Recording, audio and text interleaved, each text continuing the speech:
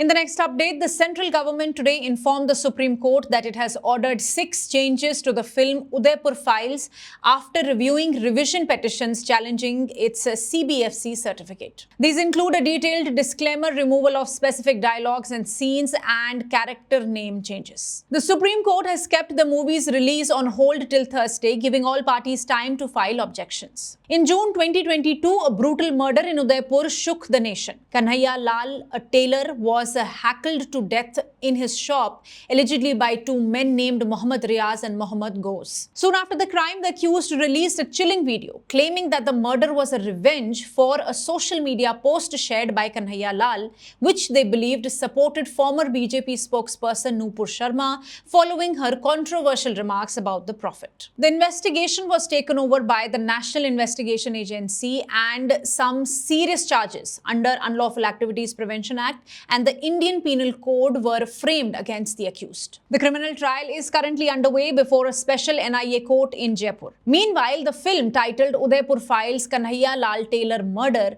based on this incident, was slated for release. But its release triggered controversy. Multiple petitions, including the prominent Islamic clerk body Jamaat Ulema-e-Hind and its president, approached the Delhi High Court, raising concerns that the film was communal in nature and could incite unrest, especially since the trial was still pending. Last week, the Delhi High Court stayed the release of the movie and allowed the petitioners to approach the central government with a plea to reconsider the film's CBFC certificate. This matter then reached the Supreme Court. 2 petitions are being heard together in the top court, one by a person accused in the Kanhaiya Lal murder case who is opposing the film's release, and another by the filmmakers who are challenging the Delhi High Court's stay. Today, the central government informed the court that it had passed an official order on the certification review. The Ministry of Information and Broadcasting had constituted an expert committee whose recommendations were accepted, leading to 6 major changes being ordered in the film. Now, these changes include a more detailed disclaimer clarifying that the film is a work of fiction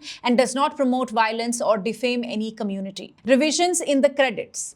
Removal of an AI-generated scene that depicted a Saudi Arabia-style turban. Replacement of the character named Nutan Sharma. Removal of a dialogue by the same character which referenced religious texts.